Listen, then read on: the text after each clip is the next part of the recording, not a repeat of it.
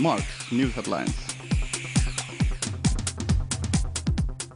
ঢাকা টাঙ্গাইল মহাসড়কের গাজীপুরের ইটাহাটা এলাকায় বাস লেগুনার সংঘর্ষে নিহত ৬ জন, আহত আরও ৪ জন হাসপাতালে ভর্তি।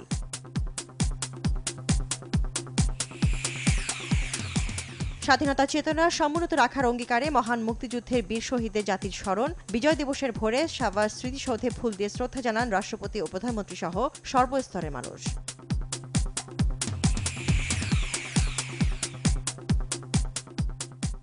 মহান বিজয় দিবসে ধানমন্ডি ৩২ নম্বরে বঙ্গবন্ধুর প্রতিকৃতিতে ফুল দিয়ে শ্রদ্ধা জানালেন প্রধানমন্ত্রী শেখ হাসিনা সহ আওয়ামী লীগের সিনিয়র নেতারা।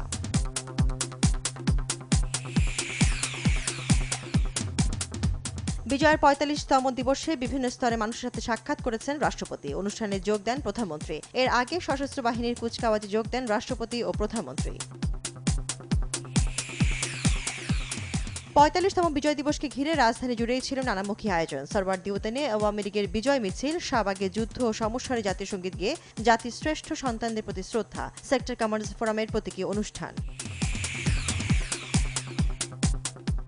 মহান বিজয় দিবসে আটটির বিশেষ আয়োজন, ঢাকা বিশ্ববিদ্যালয় বিজয় উৎসব, স্বাধীন বাংলা বেতার কেন্দ্র, দেশের বিশিষ্ট শিল্পীদের পরিবেশনায় মুখর ছিল বিশ্ববিদ্যালয়ের মল চত্বর।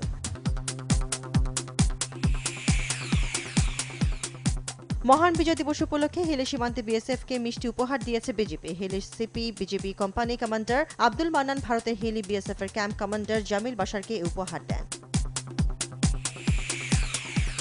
মহান বিজয় দিবস উপলক্ষে কলকাতার বাংলাদেশ উপ হাইকমিশন ও আরটিভি যৌথভাবে আয়োজন করেছে ৫ দিনের বাংলাদেশ বিজয় উৎসব। কলকাতার নেতাজি ইন্ডোর স্টেডিয়ামে এই আয়োজনের উদ্বোধন করেন পশ্চিমবঙ্গের মুখ্যমন্ত্রী Mamata Bandyopadhyay.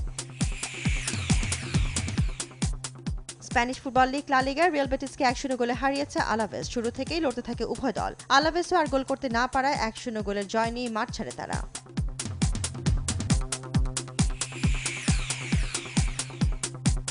German football league বুন্দেসলিগায় Borussia ডর্টমুন্ডের সঙ্গে ২-২ গোলে ড্র করেছে হফেনহেইম। দুই দলই মুহুর্মুহু আক্রমণ চালিয়ে লক্ষ্যভেদ করতে না পারায় পয়েন্ট ভাগাভাগি করে মাঠ ছাড়ে তারা।